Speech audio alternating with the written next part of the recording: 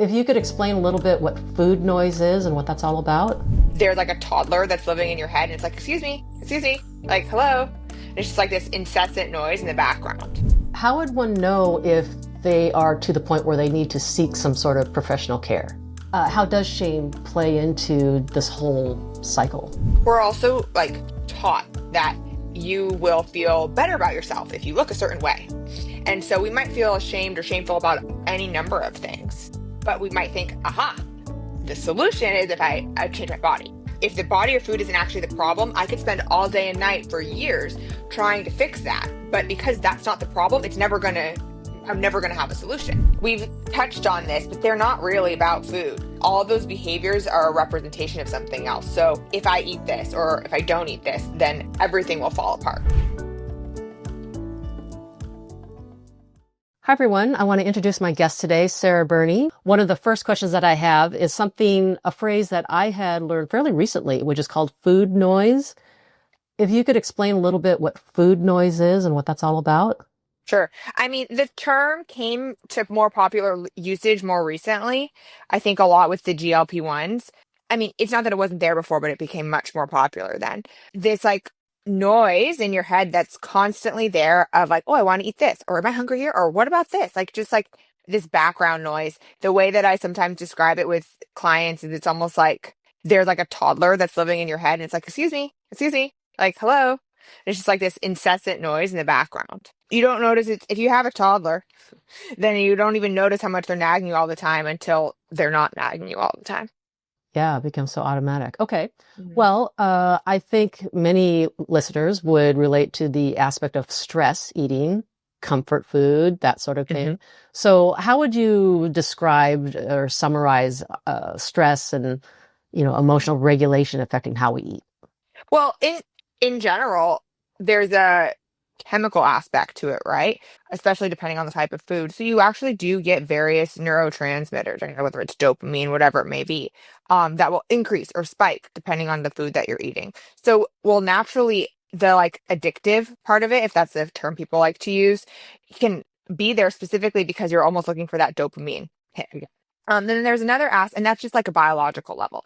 Then there's another aspect of like people often use food as a way to self-soothe, not just because it's like an addiction, the addiction piece, which of course you could argue is also self-soothing. That's a separate discussion though. But the aspect of the self-soothing being like, okay, now people can do it in all kinds of ways. It can be, okay, I finished everything, now I've earned this, right?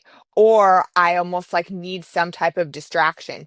And this like almost like grazing type thing is a distraction. It's almost like you're like doing something to keep your mind, it ultimately keeps your mind away from what it doesn't want to focus on. Now, typically we're not that aware that that's what's going on, right? It's just like we have these cravings or I just like want something, but nothing sounds good. Or I'm just like still in the kitchen. I have no idea why. It kind of presents more like that. But there's an aspect that people do that because it's like there's a chemical level and they're actually just like seeking those dopamine hits. And then there's an aspect where it's like there's almost like an avoidance or self-soothing level. That's so relatable about the scenarios described, like, kind of bored, what should I eat? Or from my own personal experience, I know in my early 20s, going through a lot of stress for, coming out or stress of college, finding a job, I would eat for sure more than what I needed to. And it was almost a situation where I couldn't stop it. Like I knew it was wrong, but then yet it was, as you described, so soothing. So when you describe it as like, okay, there are brain chemicals involved, now that makes me think, oh, okay, so it wasn't just mental. There's also something physiological going on. For sure. Yeah. And then there's this like habit forming piece too, right? And a lot of times we just don't notice that we're trying to disconnect or avoid in some capacity or soothe our anxiety in some capacity. And it can be all those things. Now, if someone has been used to the noise their whole life, and like you said, that voice becomes so regular, so constant, how would one know if they are to the point where they need to seek some sort of professional care? It's really subjective. I like to differentiate like two pieces. One is like if your opinion is that you want support, great. But if we're looking from an objective standpoint of when someone needs more support, my general bar is if it's interfering in your everyday life. whether that be from a medical standpoint or from a psychological standpoint, right? Okay. Significant interference in your daily life. Okay. So from a medical perspective, that could be not eating enough, could be, Sure. Some form of malnourishment. We don't often think about being malnourished. It comes from certainly being like undernourished, like underweight, but it also you can be malnourished and quote overweight as well. So just the concept of just like there's a version of malnourishment or your body, like medical stability is you're not medically stable. right. How does shame play into this whole cycle? I mean, I think it's throughout the cycle, right? Because shame would definitely be almost like initiating it, and then it would also perpetuate it, right? And then there's shame even while you're kind of getting out of it. Now, that doesn't mean that people should feel whatever. It's reasonable to feel like makes sense to feel ashamed. It makes sense how we got to feeling shameful, right? But that doesn't mean that people actually like if we're grounded in reality, right? That it makes like people need to feel ashamed of it. But it comes either way. The reason that people generally feel ashamed is people feel ashamed when they aren't or guilty when they're not acting in line with their values or society's values, right? Hmm. So then we start to like have this sense of like, oh, I am or I'm doing something wrong, right? And so a lot of times people have that in general, and then they might use food as a way to cope, or like trying to manage their body or whatever, maybe as a way to cope. We're also like taught that you will feel better about yourself if you look a certain way. And so we might feel ashamed or shameful about any number of things, but we might think, aha, the solution is if I change my body. Hmm. That's what we're all taught. And so then we can shift what we're actually feeling ashamed about into feeling ashamed about our body and size, whatever it may be. And then we can focus on that. And then it becomes this like never ending cycle. The reason it like stays never ending a lot of the time, in my opinion, is we're saying, I'm going to reduce my shame if I look this way or if I do this with my body or food. But if the body or food isn't actually the problem, I could spend all day and night for years trying to fix that. But because that's not the problem, I'm never gonna have a solution. So let's for an example would be if I ran out of gas in my car and I was like, you know what I'm gonna do? I'm gonna put some windshield wiper fluid in. I could do that all day and night, like make sure, like whatever. It's not gonna change the fact that I'm out of gas in my car. Like that isn't the solution. But we think that like, oh, if I just looked like this, if I just controlled my food like this, or then everything would be better. That's not to Hmm. say that it's not a variable at all. But a lot of times that we actually feel the most shameful about and what's underneath everything is something that isn't actually our food or our body. Not that it doesn't matter, but usually there's more. Is it fair to say, this might be a leading question, is it fair to say that the body dysmorphia or the opinions about your body or the weight you need to be at or that sort of thing is never the root of it? It would be that it's like often not. It's not that it's Okay. not a factor. It's just that there's usually more. Okay. So if this is not the root of it and shame leads to a deeper rabbit hole, we're talking about trauma now. What are we talking? Yeah, a lot of times trauma, just honestly like self-esteem in general, like our own like sense of value in general. People we think that the only thing that matters in us feeling like we have value or esteem, right, is I mean it's a variety of factors. Like whether it be our looks or our job or our income or our like marital status or just where you live, like whatever. You could pick a bunch of things. And so they're all like factors. People tend to put a lot of weight on the like financial end and also like what you look like end. But the reality is there's underneath that, there's just like these core beliefs that we've learned even from growing up from a long time ago, from like our attachments and trauma and things like that. And that really plays into just our narratives about ourselves. Separate from like we could check everything off the list of like I make a lot of money, I look great, I have like whatever the standard is for like family life, right? Like everything's I'm intelligent, like everything is apparently great, but I still feel terrible about myself. Why is that, right? It's because actually I have these other core beliefs that formed from like my attachments when I was young, trauma, whatever it may be, and those are actually the core issues. Now, if I resolve those core issues and I still am acting out of line with my values as it relates to food, body, intelligence, like all of these things, I'm still not going to feel good about myself. So it's not that it's nothing. It's just that it's not everything. I like that. It might move the needle a little bit, but it's not everything. It's not the Correct. deeper wound underneath. So now what we're talking about is we're identifying the wrong beliefs. The belief is, well, I need to look good or be at this certain weight. But what you're saying is there are deeper hidden, let's say, suppressed beliefs that are actually guiding your behaviors and your Yeah, beliefs. generally speaking, yes. Hmm. Examples might be, I'm not good enough. I don't belong. Hmm. Yep, exactly, exactly. There's Yeah, something wrong with me. Hmm. yeah, yeah. This whole idea of eating disorders or, your relationship with food being a coping mechanism. Now, if someone, let's say someone, the listener has been struggling with food noise, dissatisfaction with their weight, their body, their whole life, and they want to actually start to see what professional help might look like. Can you paint a picture of how you work with people and what it might look like? Let's take body dysmorphia for an example. How do you start to shift them from the body as the problem to deeper root core wound beliefs are the problem? Okay, really quick. This is very like technicality, but I'm gonna say it anyway. Body dysmorphia technically is a different diagnosis altogether. It's a thing, but it's not what you're referring to. I think is negative body image, of just like I am perceiving my body incorrectly and also negatively. Let's talk about that. I'm glad you pointed that out. So the difference between body perception is what you're saying, what you think about your body versus body dysmorphia. What's the difference there? Body dysmorphia is a diagnosis in and of itself.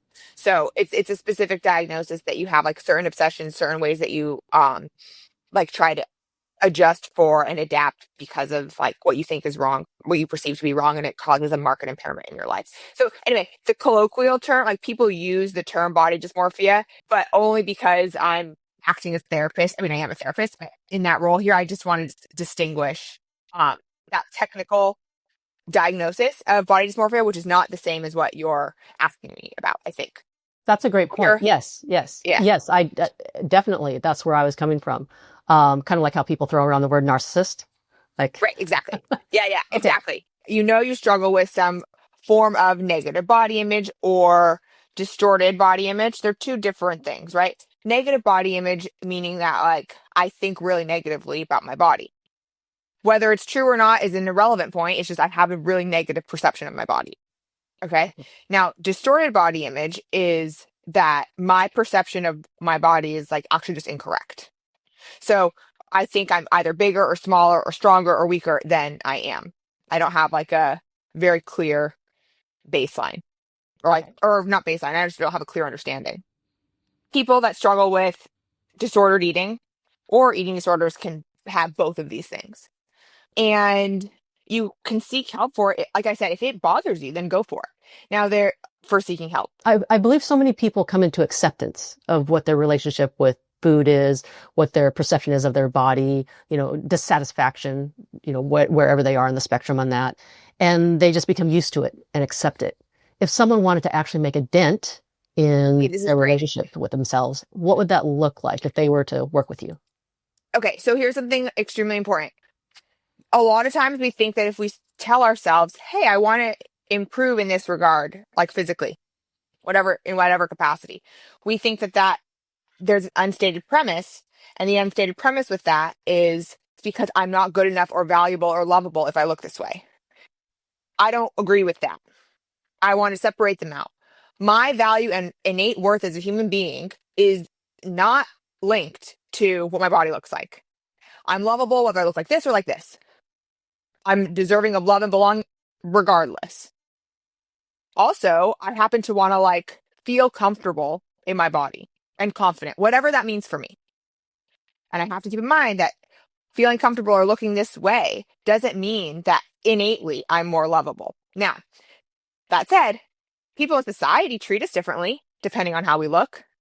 So I'm going to be treated as if I'm more lovable or I'm more less lovable depending on how I look. And I don't like pretending that that's not the case, right? Mm-hmm.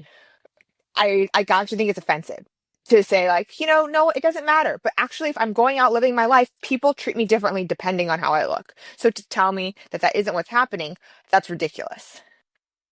Yeah, that's a great point. So it is happening. However, that doesn't, what I want to keep in mind, and I have to like realize that reality, whether I think that's right or not is a separate point. Whether it's right or not that people treat me differently based on how I look, that's a separate discussion, but that's not the discussion we're having. What the discussion we're having is, does this occur? And it does. Now, what I want to keep in mind is that although that occurs, that doesn't mean that my innate worth and value and belonging is contingent upon my looks. It's very easy to get mixed up because how could you not think if someone's treating me better and likes me more, like literally likes me more, because or is interested in talking to me or giving me a job or whatever maybe because I look a certain way, how am I not supposed to connect the dots to looking this way means I'm more lovable and belonging when literally I belong because of how I looked, right? Right. Yeah. So we have to do a lot of work around the core beliefs of our like natural state of belonging and lovability, and how we might belong in a specific group because of our like intelligence or in some cases what we look like or whatever it may be. But that doesn't mean that innately as a person, right? That like because of this now we're lovable. It's like if I have a PhD from I don't know some like Ivy League school, I'm going to be able to go to certain events or certain like have certain job opportunities or whatever it may be. That doesn't mean that I'm like more lovable. It means that I'm qualified for that because of that. It has nothing to do with my innate sense of worth and value. It has to do with my value as like if I'm a professor or something like that, because that's specifically I've done this to achieve this, which equals this value. Yeah, it's like we're now getting in deconstructing the formula for people's self-worth and to stop the conversation at, oh, now I look a certain way, self-worth check, like Right. on The off. thing is, if that worked, then once you look that way, you'd be delighted and happy. But the crazy thing is, people look a certain way and they finally get to where they always wanted to be and they're not delighted and happy. So like why? Mm, It's because we're fixing the wrong that's not the problem. yeah, the ultimate litmus. So once you Yeah. get to where you want to be, and which also brings up the benefit or the value of always striving to be something. Because what happens when you achieve XYZ? Then now, as you just said, now you have to sit with yourself and other areas of your life that are still not quote unquote perfect. And here you are back at square one. So the distraction itself is such a valuable thing. Right. People use like, I'm going to focus, people would rather focus on these more external things a lot of the time because a lot of the time that's more comfortable and even like easier in some way, although it can be miserable than looking at the real issue. And that like assumes a level of awareness that there is another issue. So there's like a lot of layers here. But Yeah. to answer your original question, what we want to do is we can both strive for improvement in whatever it is that we value. So whether it be scholastically or like family life or looks wise, that can be one thing. That doesn't have to be bad or wrong. I don't have to just accept that like, well, I'm not how I want to be, but like, oh well, I should love myself no matter what. Yeah, you should love yourself no matter what. And also that doesn't like that's a completely separate point. Like, I don't know why we don't need to conflate the two. You are lovable no matter what, and also you can also strive to be the best version of yourself. Yeah. And back to your example of the PhD, if you're a PhD and you're published and all these things and you think, oh, wow, you're really accomplished, successful, good enough in this one area. It's like, oh yeah, but I don't look a certain way, or I'm still dissatisfied with myself. Being able to, I don't know if compartmentalize is a good word to use. I don't know if we ever want to encourage people to compartmentalize, but being able to at least acknowledge this aspect of yourself that is good enough or good at least. That's right. Really allows a person to be able to deconstruct this whole relationship with food. Like, where are you actually looking? Yeah, and we want to acknowledge when we're struggling with food. If something's making us unhappy, to be like, what, I should just learn to just like tolerate it. Like sometimes that can be the case, but sometimes you don't actually have to learn to tolerate it. Like why? Like Hmm. if I had a leaky pipe in my house, I'm like, it's just like life's hard, just tolerate it. But I can have a plumber come and fix it, like objectively no real problem or cost to me. Like why would I not do that? Hmm. Yeah. So you're encouraging people to, Yeah, like strive. It does, but not because you're unworthy or unlovable if you don't, but just because it makes the most sense to act in line with what my values are. And like I can value not having pipes that leak in my house. yeah, I can know that if I do, it doesn't mean that I'm a terrible person or that I'm not lovable or anything like that. But like I still like would prefer that my pipes don't leak in my house. yeah. So what we're helping people do or encouraging people to do is number one, the deep belief that you're working with of I'm not satisfied with how I look may not be the ultimate endpoint. Could be something deeper, such as what is your self-esteem based on? What are your core beliefs below that, such as I'm not good enough just across the board? And then being able to work on different aspects of your life to help build up your sense of self. Yeah, and there's a thought experiment you can do with this, right? Of like, why does it matter so much to me to look this way? Oh, it's kind of like a Socratic thought experiment of like, or to be like this, right? It's like, okay, well, because then I'll feel good about myself. Okay, why? Well, because then like people will like me more. Oh, okay. So if I look this way, then I'm going to belong. So if you don't look this way, then what? Well, then I don't belong. Okay, so we're worried about not belonging. So like, there's aspect of that that's true, like potentially true. Like you're rejected from certain people or things like if you don't look a certain way. And also, even if you did look that way and those people did accept you, would you still think that you're not belonging? Mm, yeah, that's a great This is litmus. where we get into like idea of like it's almost like I mean, people do this. This is a different direction, but people do this in relationships. Like, how come anything this person does for me just isn't enough? Right? Yeah. Like, I'm this like endless pit of just like need reassurance all day and night because like it's hard for me to like actually hold that on my own. Like the actual issue is I don't feel deserving of love and belonging. I don't feel like I actually am someone who ever can be like deeply loved for who they are. And so you can tell me all day and night, show me all day and night till like you're, I guess blue in the face doesn't work there, but all day and night, and it won't be enough because I had this core belief that I learned completely separate from my relationship with you that I'm just no matter what anyone does, the reality is I'm not lovable. And so it can be that I don't look perfect. That's why.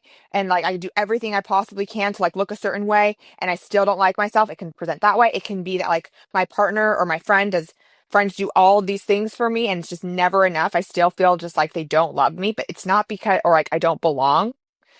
And it's not in those circumstances, it doesn't have to be because the other party isn't doing enough or I haven't done enough to look how whatever perfect is. It's because I have this separate core belief, and no matter what, I have to address that core belief. Yeah. So once again, it's providing a very convenient distraction method or coping mechanism to avoid sitting with those actual core beliefs. hmm And most of the time, people will argue with you about that being their core belief because logically, they know that that's not true.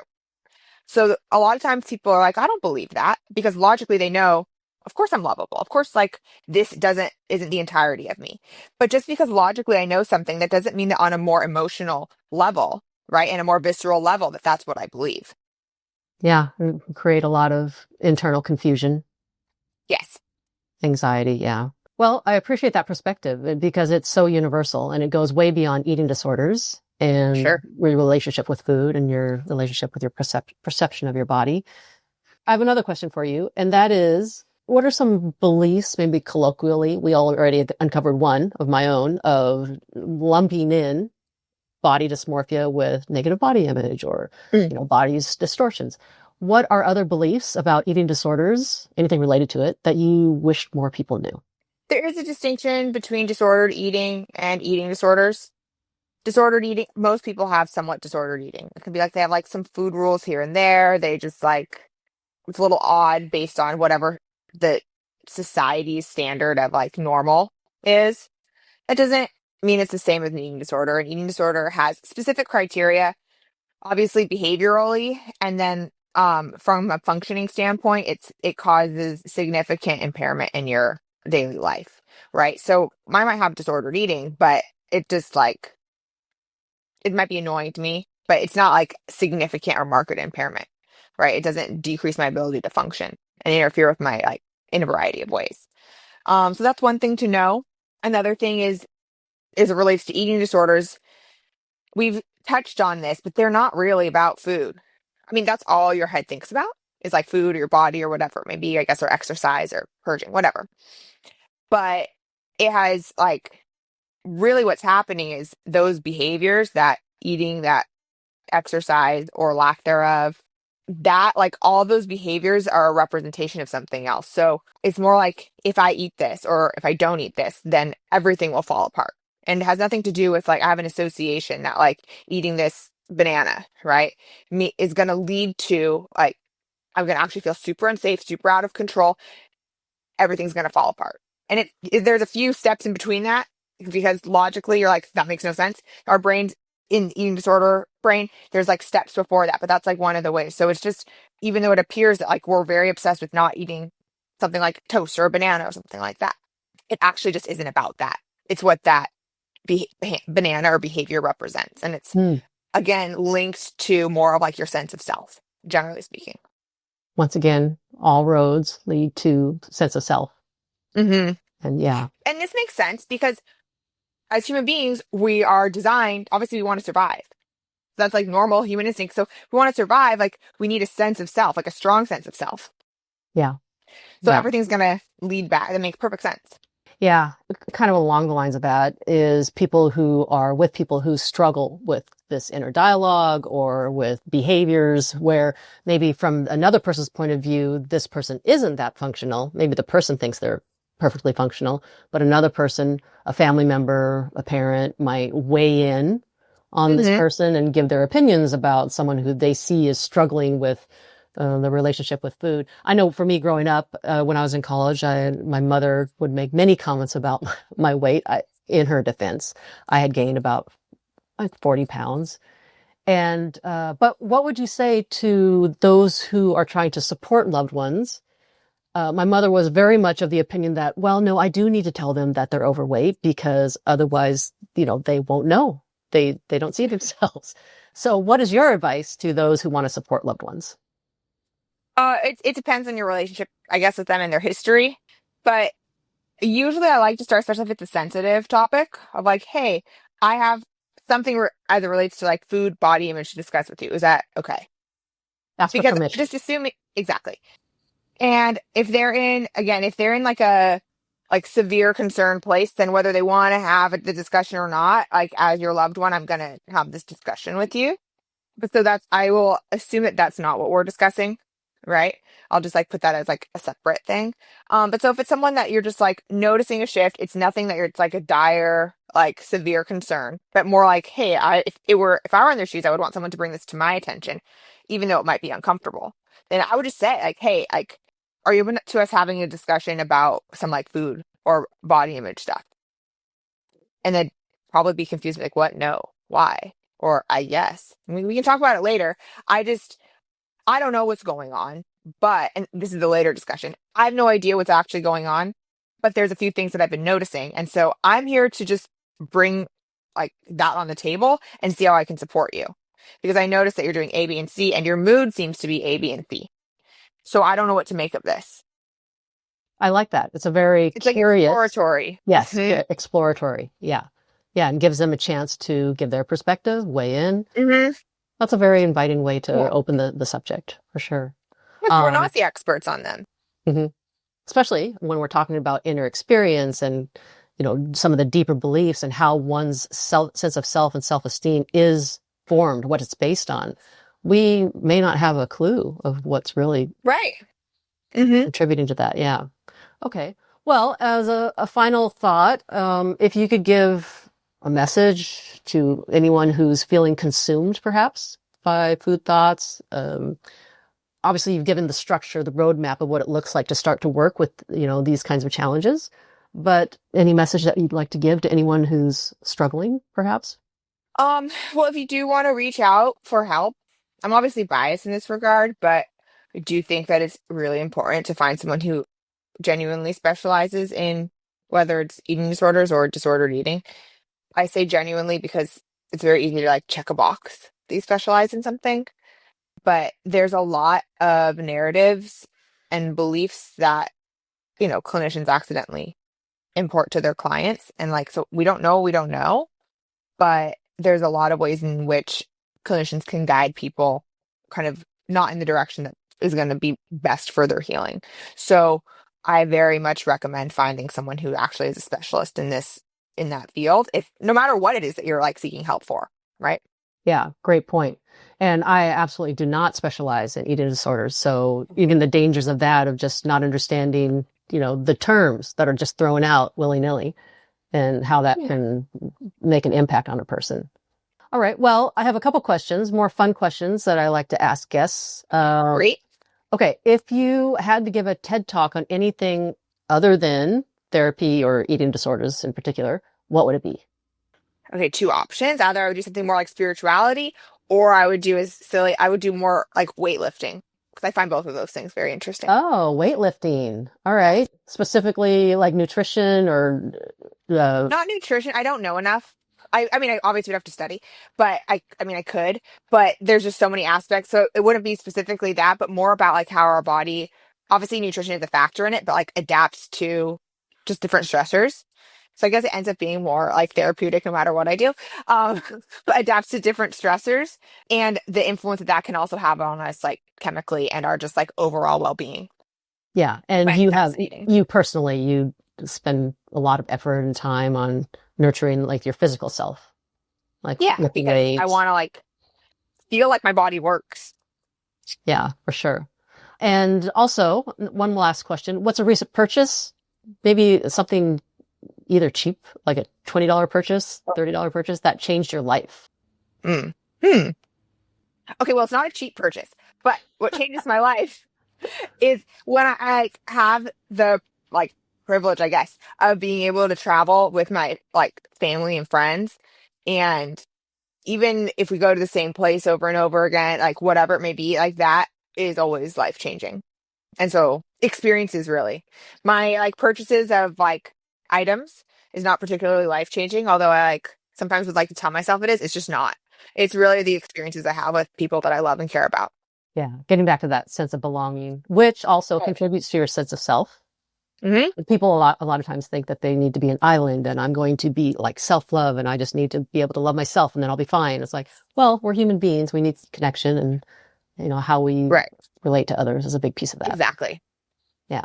All right, Sarah. Well, Mm-hmm. thank you very much. If people want to work with you, as I mentioned at the top of the conversation, you are licensed in California, Arizona, Oregon, and Pennsylvania. So you could take clients from any of these states and Yeah. you have a practice. If you want to contact Sarah or someone from her team, you can go to Burney, Bunrey, BurneyTherapyGroup.com. And there's a phone number there. Anyway. Oh, whatever I said, it's Burney, BurneyTherapyGroup, one word.com. Yeah, Yep. forget what I said earlier. And yes, and you are taking new clients? Yeah. Okay. Yeah. All right. Wonderful. Well, thanks for your time. Awesome. Thank you so much. I'm super grateful and humbled to be able to be a guest on your podcast. I Of love course. hearing Yeah. from you and learning with you.